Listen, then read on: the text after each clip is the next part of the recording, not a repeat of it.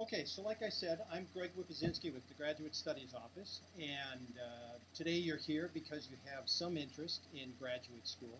I would like to think you would. Uh, I've been heading up the graduate school office here for about 14 years, actually, and we have a wide variety of programs here at Oshkosh. Now, my intention today is not to talk to you about going to Oshkosh. If you want to go to Oshkosh, that's great. We're more than happy to spend time talking with you about your interests and your program goals and that kind of thing. But if you're just interested in information about graduate school, this is the place to be too, because we're going to talk just about the idea of graduate school in general. So it's not going to be any sort of high pressure sales for you to go to Oshkosh. The way we do this is we do it in two stages. Today we're going to talk primarily about just the idea of how you decide to go to graduate school. Just like any sort of major investment or purchase or commitment that you make, you've got to ask yourself questions. You have to think about all the different possible scenarios and consequences of your actions. And so when you decide to go to graduate school, same kind of thing. You have to sit down and ask yourself some questions, figure out what your motivation is, and so forth. So there's a whole series of things that you can do, and we're not going to be able to touch on all of it today, but we're really just going to focus on that part of it, just kind of this part of the process, which is the thinking part of it. On Wednesday, I do the same thing here, Wednesday afternoon, 4:30 to 5 o'clock. On Wednesday, though, however, we talk more about the nuts and bolts, the actual idea and the process of applying to graduate school, talking about the different things that are related to graduate school admissions, such as standardized tests, filling out the application, writing a personal statement, all of that kind of stuff. So on Wednesday, if you can't stay today for the whole thing, but you need to know more about the actual application process, we'll talk more about that at that time. Today we can certainly delve into that if you have specific questions, and I'll deal with that. That's not a problem. And certainly if you have questions that are more related to that, I'd like to have you ask them, then not ask them because you think I'm supposed to do that on Wednesday. But we'll cover as much as we can with, like I said, this first part today, and then if you can make it on Wednesday, that is excellent. Otherwise, just start asking questions as we're going along, and I'll do the best to try and help you get the answers. Okay, any questions about that? Anybody have any concern or thought about this? Okay. So a couple of quick things. What I wanted to do is show you that this is the Graduate Studies website. This is our home page. And the copy of the PowerPoint that I put on your chairs for you is posted on our website. And I just want to show you where that is so that you have an idea of where you're going to go to if you want to look at that online. So from our home page over on the right-hand side here, we have the little clipped paper with a couple of different selections here. You'd want to select on prospective students. And on our page for prospective students, we have a number of things that if you're thinking about graduate school, you want to be looking at. But today, the presentation that is in the PowerPoint format, I have it out here as a PDF. So I'm just going to go ahead and open that up for you today because we're going to kind of follow along a little bit with that as we go along. Okay. Any questions about that? All right. So the first thing I want to do is just kind of start you with something that hopefully gives you a little chuckle. There's so much empathy for those villagers. They have to drink their own tears. I'm so bored I cut the ponytail off the guy sitting in front of us. Look at me, I'm a grad student. I'm 30 years old and I made $600 last year. Don't make fun of grad students. They just made a terrible life choice. So there you go. Homer Simpson is, it sounds like he's a little bit down on the idea of being a graduate student. I would tell you that you probably won't find lots of graduate students with ponytails, but probably most graduate students when they're going to school aren't necessarily making a lot of money at that point. And it depends upon your circumstance. But going to graduate school, like being an undergraduate student, is an investment in time and money for you. And it's going to be another period in your life where maybe while you're not going to be making lots of money and you're not quite in on your career path, it's still going to be based upon what your decision is being the right option for you to proceed through graduate school so that you can get to a particular goal in your career, whether it's a specific job or whether it's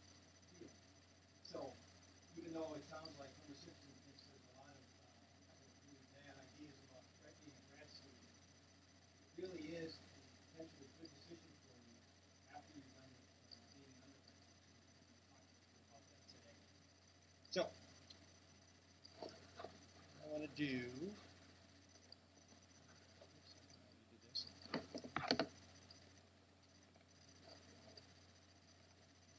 Okay, so we're looking at, and again, you can follow along on the PowerPoint handout if you want. But we're looking at trying to come up with ways of helping you ask questions about whether or not you should go to graduate school, or if you're ready for graduate school. Anybody here already applied for graduate school? Who are seniors?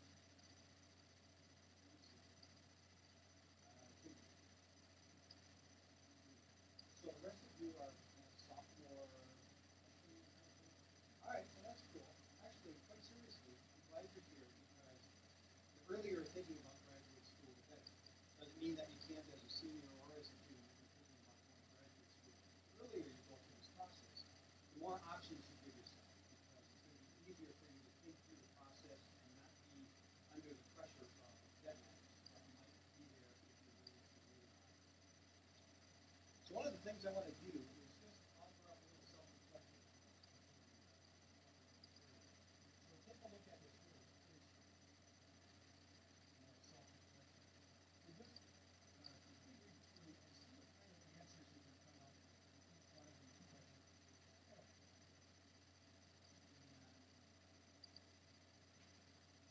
And nothing that requires a lot of thinking, but just go through each one of them and identify which one of the answers is the most appropriate.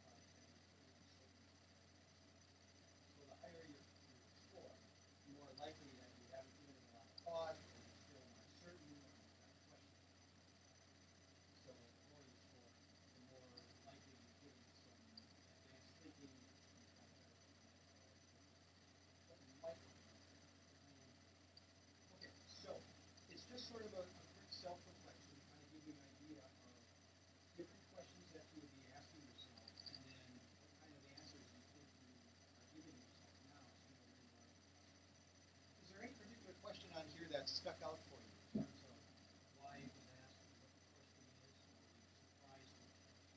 Is there anything there that you want to throw out in terms of conversation or discussion?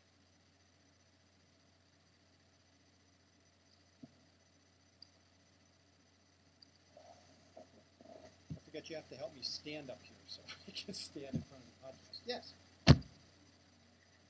Yeah.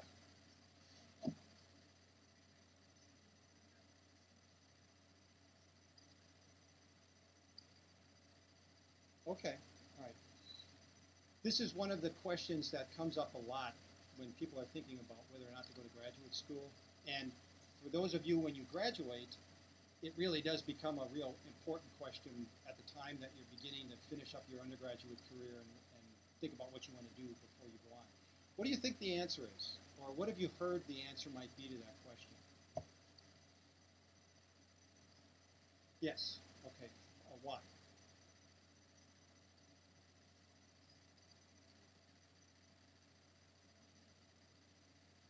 Okay. Yeah, no, sure. I think what she's saying is that they may want you to come in with experience so you have some idea of what you're going to encounter in the program, and also that you're prepared for the program, which is absolutely true. For those of you who may have interest in an MBA program, which is a program we offer here, but it's offered at thousands of campuses across the country. Many times those MBA programs are going to require work experience or some sort of experience before you actually start the graduate program, the MBA program. Because they don't want you coming into a program where you're going to have to sit next to people who have been supervisors or managers or executives in organizations, anywhere from a few years of experience to 20, 30 years of experience. It's a little intimidating if you just came out of an undergraduate program and are sitting in a classroom full of people who have been in the workforce for the last 15 or 20 years. So there could be very good reason and rationale within the program. This is the reason why you would need the experience. So what about the converse of that? What would be a reason why you would start a graduate program right away? You're done with your undergraduate program here at Oshkosh, and the very next semester you're starting a graduate program. Why would you want to do that? Any thoughts about that? Yes. Laziness?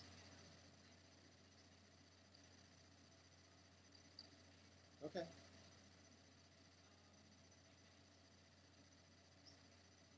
Okay. Well, actually, I would say give yourself more credit. You're not really talking about laziness there. You're talking about that you have motivation. You have the desire to just continue on and get the graduate degree done. And that's a perfectly good reason, and actually it's a relatively common reason, or one of the common reasons why people are going to go to graduate school right after an undergraduate degree. When you think about it, if anybody here, is anybody here a biology major or a natural science major? Okay, all right.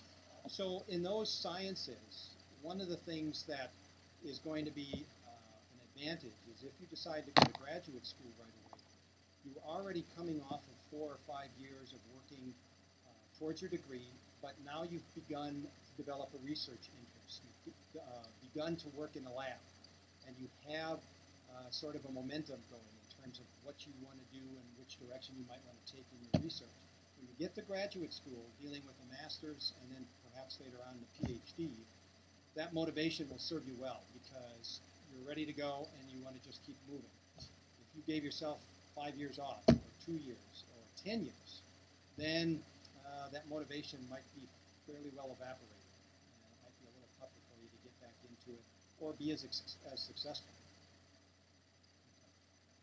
Any questions about that? Other questions on this little quiz here that kind of stuck out for you? Yes?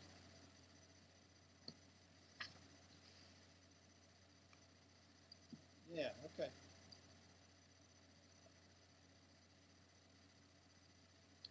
It is going to vary depending upon the program that you're going through. There are some programs that say, we want you to go through as a full-time student. And so if you're a full-time student, which, by the way, does anybody have an idea how many credits would be a full-time load for a graduate student? Just in general. Yes, 9. Okay. Actually, that's right on the head in terms of, in general, 9 credits is considered a full load, or being a full-time student for a graduate student. So, if you're a full-time student and you're taking 9 credits, the program is more interested in you making sure you devote time and effort to the program than you would be to a job. Now, there are going to be some programs that will actually say to you, we prefer that you come in here and be a full-time student, and we would rather not see you working full-time because it's really going to interfere with your program and your progress in your program. And if they're telling you that ahead of time, you need to really consider that, because if you can't go through the program without working, or if only working part-time isn't going to be enough for you to do while you're going to school, then you have to think about whether or not that's the right option for you at that moment. Now, the converse of that is that you're going to have all sorts of programs that will let you go to school part-time. They don't really care whether you're working full-time or part-time, or if you have 1 job or 2 jobs. If you're going to school part-time and you can do the work and you can progress and you can do well, then that's a good decision for you to go through that program, do it part-time, and still continue to work. And the thing is just keep in mind that it is sort of a myth that you have to be a full-time student as a graduate student. Now, there are certainly exceptions. There are certain programs where traditionally and more likely you're going to be a full-time student. But by and large, there are options out there for you when you think about that. Okay, good questions. Anything else on this self-reflection that is popping up that you want to ask about, or we want to expand a little bit? Okay. All right. Well, like I said, this is something that kind of ties into what you've got in front of you in terms of this PowerPoint presentation. When we talk about deciding to go to graduate school and are you ready, I broke it down into sort of 4 different processes: deciding, preparing, selecting, and being there. And we can touch on each one of those a little bit. But at the end of the day today, or about a half an hour, 40 minutes from now, we'll have touched on these to kind of give you an idea of what are the different things that you need to think about through different processes of going to graduate school. Okay? So it's nothing rocket science. This is all pretty straightforward. It's just a matter of giving it some thought and, as I mentioned earlier, trying to do as much of this as you can ahead of time. So, okay, here are a number of questions to ask yourself to help you decide about going to graduate school. So, why go to graduate school? Is graduate school a good idea in this economy? Is graduate school right for you? Should you go right after you finish a undergraduate degree? We kind of touched on that one already. So, of these questions that you see up there, is there any one of them that you're particularly interested in, or you have a particular comment about it that you would want to make about, well, why are we asking ourselves this question, or why is that question there, anything like that? Okay. So let's take a look at one of these. Going to graduate school here at Oshkosh, as opposed to going somewhere else because you finished your undergraduate degree at Oshkosh. Consider that question that is asked by almost every person who goes to graduate school. Wherever you go as an undergraduate, the question often will come up, do I go here as a graduate student? What do you think? Do you think you should? Do you think you shouldn't? Why would you think that way? Okay, and why wouldn't it matter?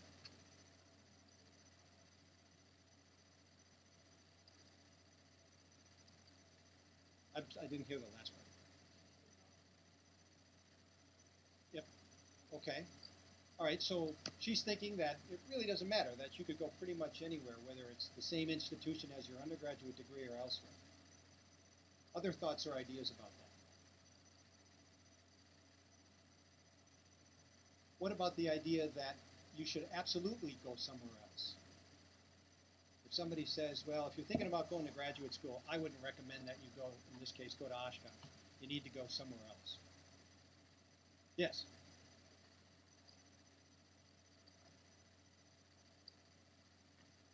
Okay. Meaning what about the degree? Yeah.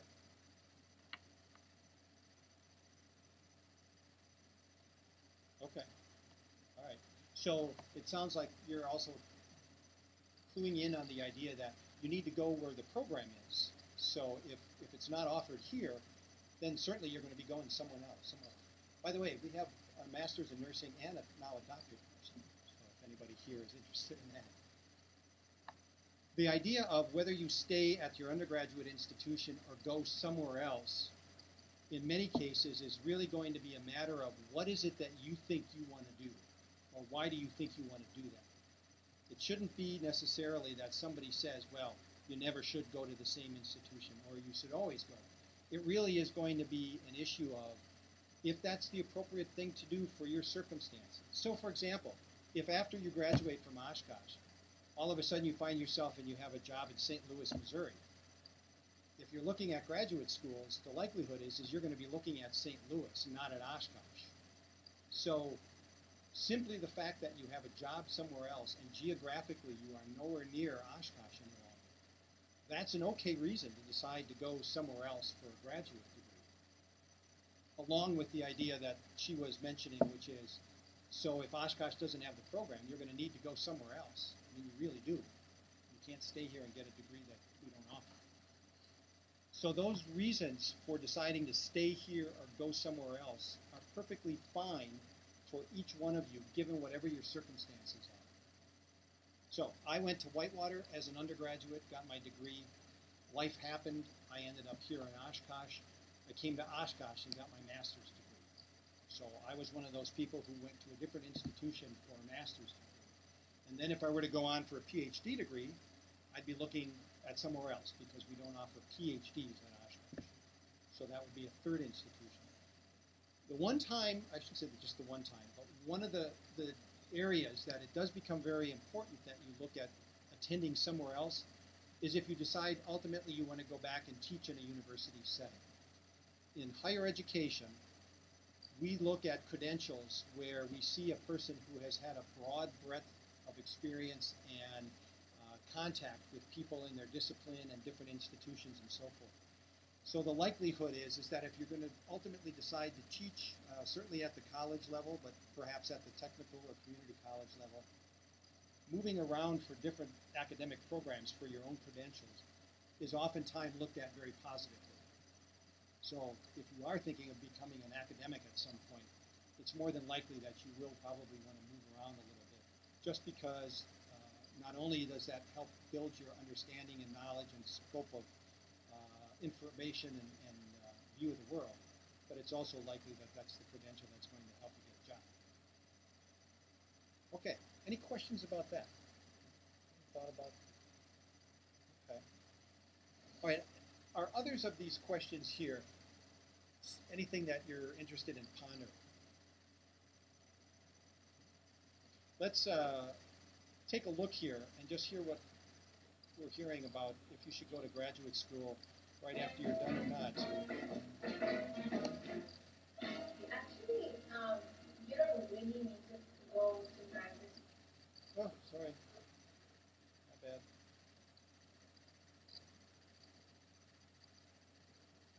Ah. Ah.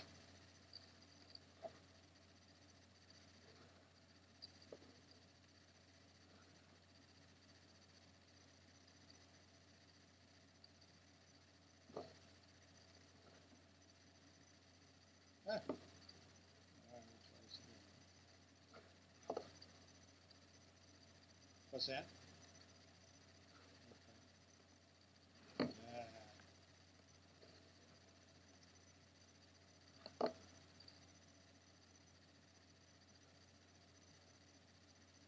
I'm looking for. Oh, no.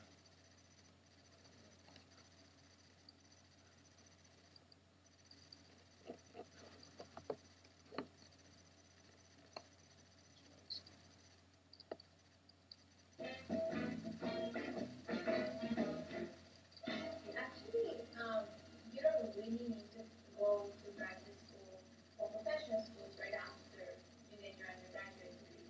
There's other options that you can take, such as getting experience after you finish your undergraduate career, maybe in the field you want to get into. Because sometimes if you have more experience on whatever field you choose to go with, that puts you a step ahead in the competition to get into a graduate school.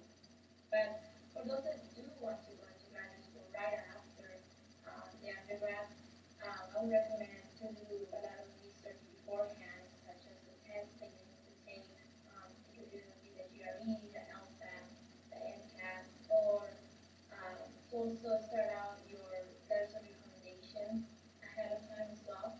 And you can ask your academic advisors for help or your faculty members about that too. So you can use the letters of reference file here at the Career Center to file in all the letters that you have from your faculty or advisors, supervisors in the past. And like I said, make sure you do research on the programs that you want to continue on.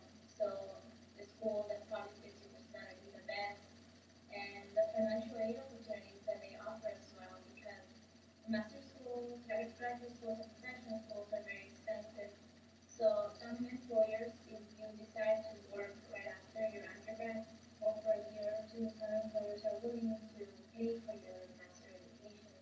So I recommend to look into that, or for maybe scholarships that they might offer them. It also depends on the school that you apply to. A lot of schools offer their own scholarship program, so I recommend to look into that as well. So if you too are interested in getting more experience before getting into grad school or applying for grad school, like I said, I think the way to start is getting a job or an internship in that field. And Poly Career Night will be a good start, and that's next Wednesday, April 16th, 4 to 7:30 p.m. And it's going to be in the Rec Center, so we're going to have over 30 of the employers, more than that, into United people that you can meet employers for internship or part-time in their company. So start networking and get that experience, and that's it. Okay, thank you guys, and hopefully that was helpful. So there you have a perspective from another campus about the idea of whether or not that you want to continue on in graduate school. The other question up here that I think deserves a little attention in terms of from the perspective of thinking about going to graduate school is how graduate school is different from university. What do you think are the experiences at graduate level that might be different? What have you heard about that? Yes. Okay. Thesis. Anybody here, have you heard of thesis before or not heard of thesis? Okay. It's basically the culminating experience of the program.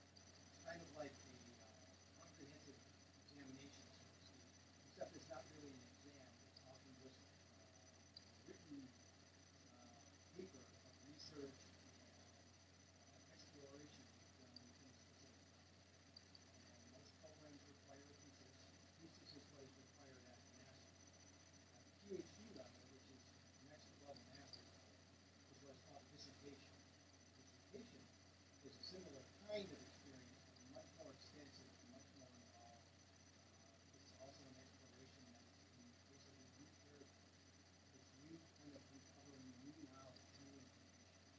Where at the master's level in the thesis, you may not necessarily discover new information, but you certainly are delving into something extreme fundamental. So the thesis is certainly a relatively common occurrence in the graduate program. What else? What other kinds of things have you heard that are differences between grad and undergrad?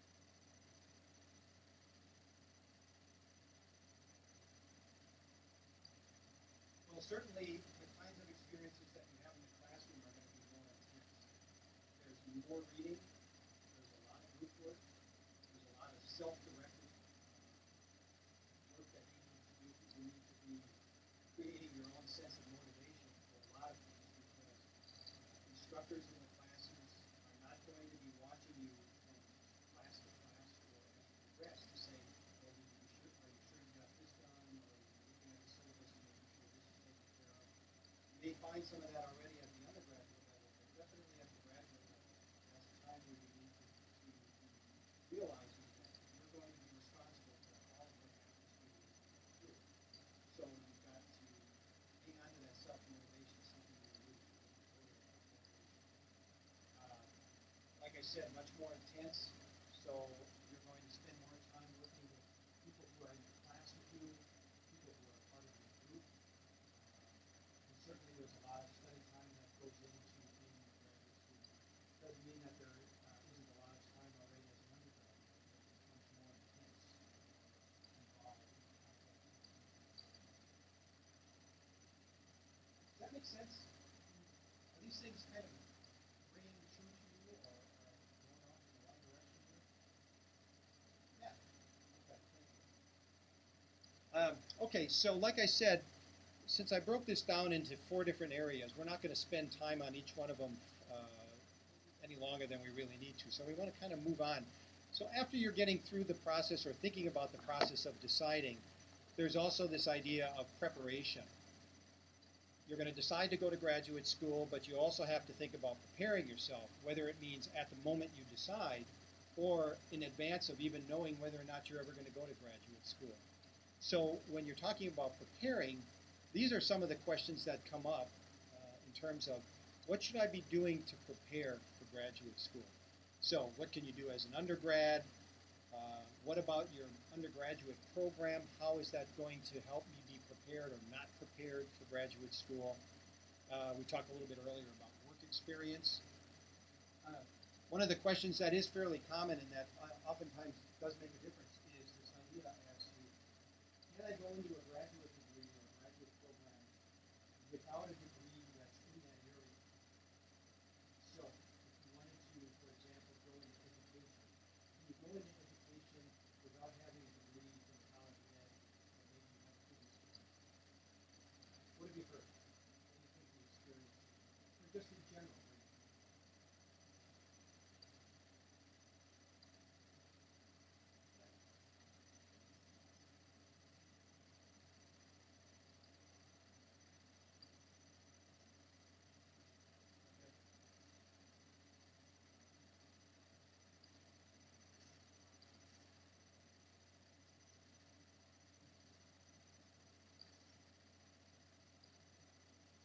Okay, that's cool. Yeah. Okay, so we've got a musician who went to be a doctor. Yeah. Oh, okay. A musician going into med school. Yeah, that's absolutely true. The thing to remember is that when you apply to graduate school, the requirements for where you can go are going to be determined by that particular program or school or college. And just because you have a degree in a different area doesn't mean that that program wouldn't accept you. You do need to find that out. In the whole process of applying to graduate school, you want to look at, well, will this program accept my biology degree, or if my undergraduate degree is in speech communication? Can I get into this program without having a degree in a particular area of my program? And the answer is oftentimes yes, you can. And then, of course, the other side of that is true. There are going to be times where you absolutely do have to have a degree in the area to which you're going to graduate school. The hard sciences is usually one of them. If you want to go on to a master's degree or a PhD in chemistry, it's unlikely you're going to be able to get into that program if you don't have an undergraduate degree in chemistry or a related natural science. Another one, too, would be, for example, psychology or the social sciences. Oftentimes, they're going to look at somebody having some sort of psychology undergraduate degree or maybe sociology possibly, but some of those particular programs in the sciences are going to be more interested that you do have a degree. Yes?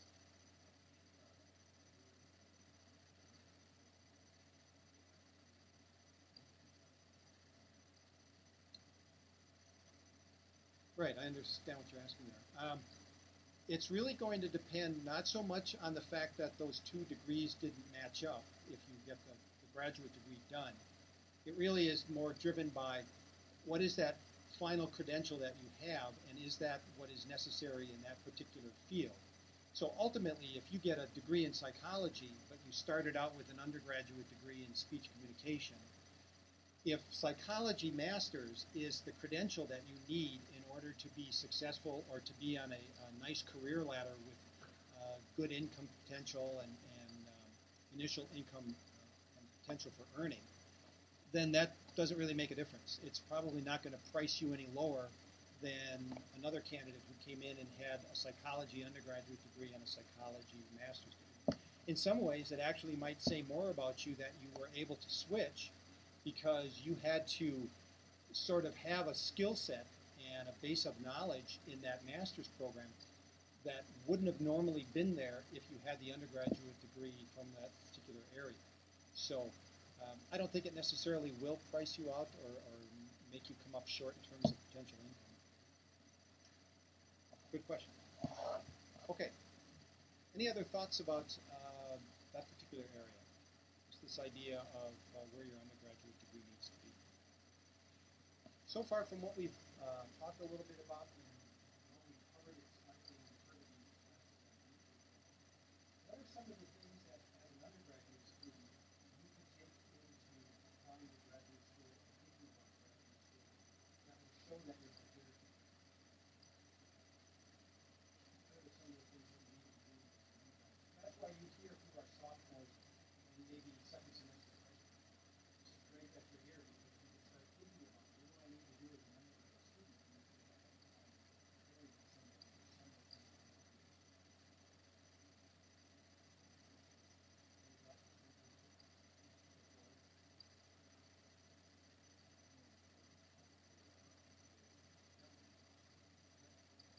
So getting to know and staying in contact with your faculty, starting that as soon as you can as you're working in your major or maybe even some of your gen eds.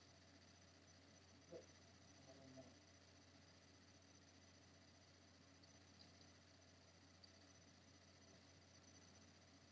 Great. Student organizations.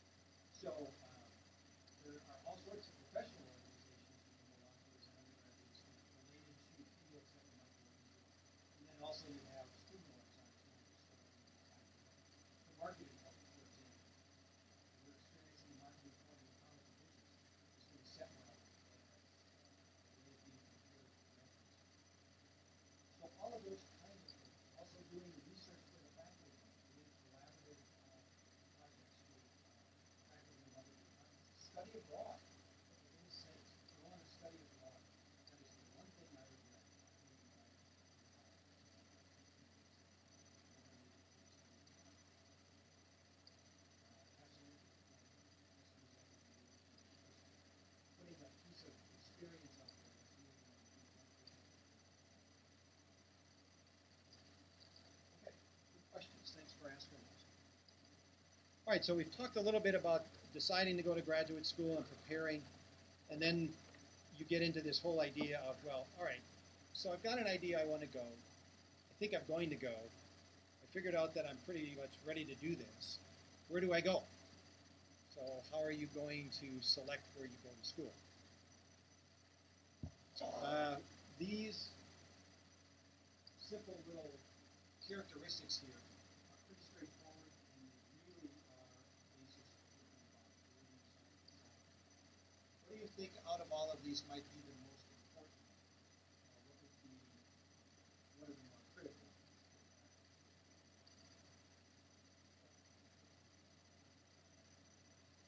For what reason? Yeah,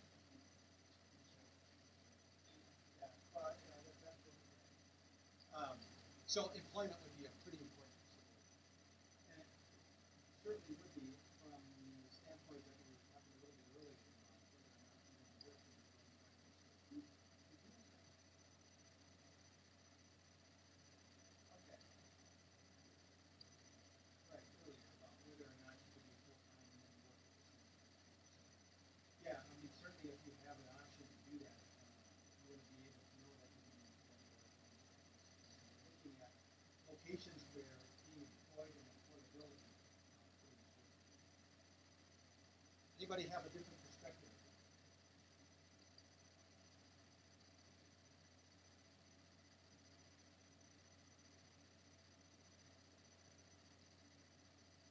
The program considerations, the one at the top, seems to be the one we kind of alluded to it earlier, but also is one of the key drivers for you, because ultimately when you go to graduate school, the idea is you're going to get a degree, and the degree is going to be in X. And in order to get a degree in X, you have to go where X is. So program consideration is going to be one of the important factors that you take a look at when you're deciding on where you want to go. One of the things that I tell people is that the web is just a huge resource for you in terms of the different kinds of things that you can find information about.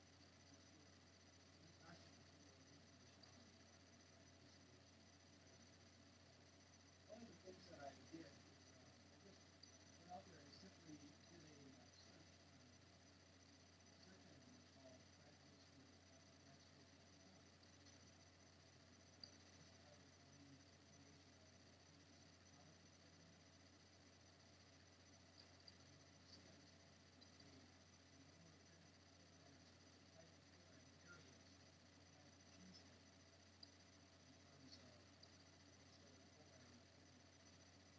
Now, keep in mind, all this is doing right now with the search engine is showing you what programs are available. On this particular search engine, massschools.com, if you then drill down, you can also find the schools that offer those particular programs. And there are a number of search engines out there that will do that for you. That's a very easy and efficient way to do searching for programs are offered, where are they going to be located, what are the different variations of those, and there might be schools that tell you what average schools. You can do this for anything, whether it's microbiology, rhetoric, Rome, whatever the case might be. Whatever fits into your program interest, the web and some of these search engines have all the resources that you can use. Those are going to be a tremendous tool for you when you narrow down and search for yourself. Anybody here have any particular idea about what kind of program you'd be interested in? Additional assistance program?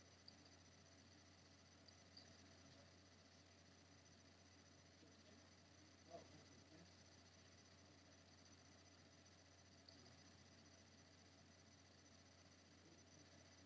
That's going to be a good one to try to determine where those best programs are. Because it's highly specialized, but there will be programs out there. This is the kind of program that these students attend in our institution, where programs are listed in this Yeah, I mean, so there's a gamut of program considerations in there.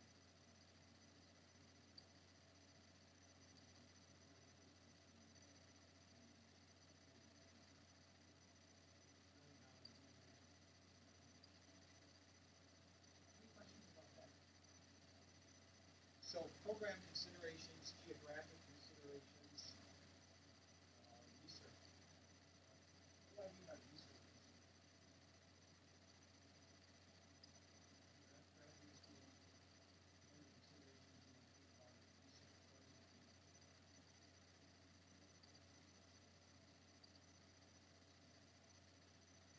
you do? What sort of facilities that you use, and also who are the faculty that do research in your program? Yeah, absolutely. Grants is huge in terms of support for a lot of the research programs that these are developing. So that's interesting. So those are all different factors tied into this whole idea of research considerations. It might seem kind of mundane to you right now, but for example, on that day of reading, there might be some very specific reasons why you want to know who the faculty are that those research interests are in, because you want to be sure that you have an interest in that. One of the things that you might want to, as a cautionary tale, is be aware that if you have faculty in a department who have a research interest in a specific area, let's say there's only one faculty member that has that interest, what happens if that faculty member leaves while you're in the middle of your graduate program? you certainly will be able to shift and work with other faculty members, but the plans for having gotten a degree with that particular faculty member there, obviously, and that could be a motivating factor as to whether or not you pursue this. Okay, so any questions about these as just general characteristics that you're looking for in selecting a school? As I mentioned to you on the last couple of pages of the PowerPoint online and then in the handout today, there are links to a number of different references for information about what we're talking about today. And one of those, or a few of those links are to the actual search engines that I was alluding to.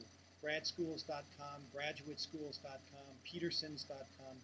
All of those are going to be helpful in terms of trying to help you determine where you want to go. Okay, so the last thing that I want to point out is just this whole idea about, okay, so we've been through the whole process, we figured it out, you know you're ready, you've got a school that you applied for, that you want to apply to. And now, when you're there, you just need to make the most of it. You need to really get down to business of being a grad student and get through graduate school.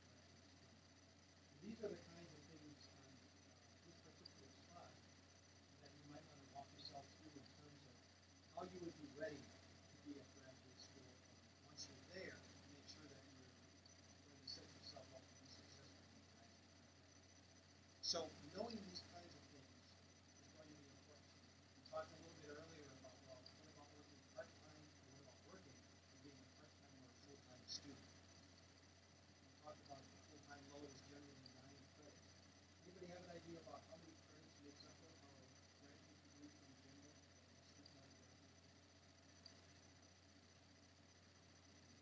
So 120 at minimum for you is 1 credit.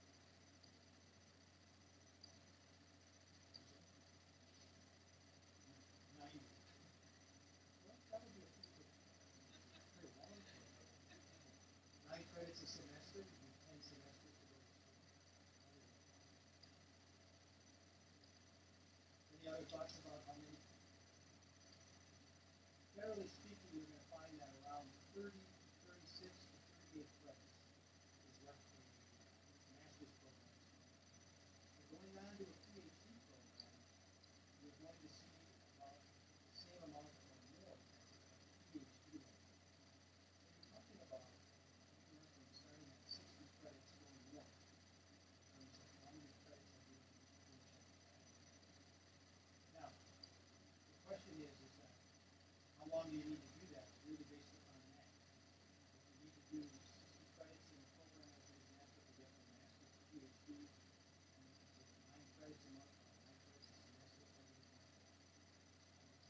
I would take 9 to 60 to find out where you're going to be. And it's going to take you 4 to 6 years to get that degree done. Just depending upon how quickly you're ready. But knowing that ahead of time then sets you up for being ready to do this. I've got to get 60 credits, okay, that's what I got to do. And get down to business of getting it done.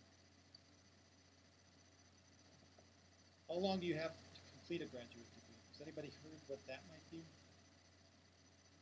What's the length of time you have to get a graduate degree done? We're usually a little bit more strict about this too at the graduate level. So unlike at the undergraduate level, you do usually have to focus on trying to get through that program in the amount of time that you have. Otherwise, getting restarted or getting back into the program might be a little bit more problematic. It can be generally 5 to 7 years, generally speaking. So if you have a 30 credit program and you have 5 years to get through that, then you can also kind of back into the number in terms of how many credits do I need to do to get done. If you're taking credits each consecutive semester, there might be a situation where you actually end up stopping out for a semester because something comes up and you can't take classes a semester. But a lot of this is just plain math, and it gives you an idea ahead of time about where you think you're going to go. Okay. What about some of these other questions? Any of these sticking out in your mind in terms of you want to ask about them? Questions about which one you get?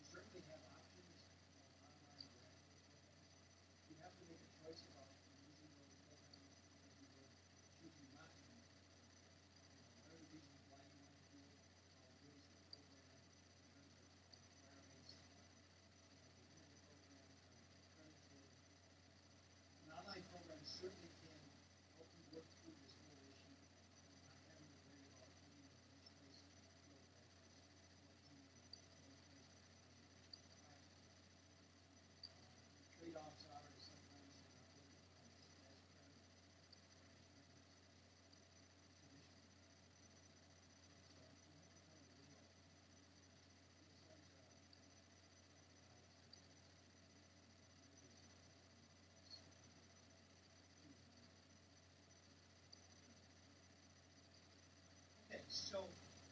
the point at which I want to speak to them. So, like I said, this is all in the handout. By Wednesday, we'll talk to you and get a chance to talk about the actual process of the exams. We'll talk about tests and applications and deadlines and all that kind of stuff. So, thank you very much for your time and attention tonight. If you could take a minute to just fill in that evaluation data on the chair, I would appreciate it. And have a good evening. Hopefully we'll see a few of you